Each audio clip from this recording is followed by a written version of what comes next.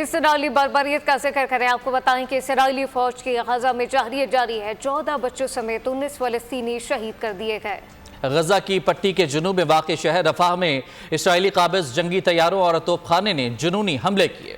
غزہ میں وحشی اسرائیلی فوج کی کارروائیاں، دن دہاڑے 2 درجن شہری شہید کر دیے۔ غزہ میں 7 اکتوبر 2023 سے آج کی تاریخ تک بدترین صورتحال میں کمی نہ آ سکی۔ اقوام متحدہ میں پیش کی گئی 20 قرارداد اور عالمی دباؤ اسرائیلی جارحیت روکنے میں ناکام رہا۔ قابض اسرائیلی فوج نے سرزمین فلسطین کے اصل مالکوں پر حملے کیے۔ تازہ حملوں میں مجموعی طور پر 14 بچوں سمیت 19 مسلمان شہید ہو گئے، جسے اللہ رکھے اسے کون چکھے۔ ایک خاندان پر کیے گئے حملے کے دوران ننھے مہمان کی آمد بھی ہوئی۔ قابض اسرائیلی فوج کے حملوں میں زچہ اور بچہ محفوظ رہے۔ اسرائیلی حملوں میں فلسطینی شہداء کی تعداد بڑھ کر 34,097 ہو گئی، جبکہ زخمیوں کی تعداد 77,000 تک پہنچ گئی۔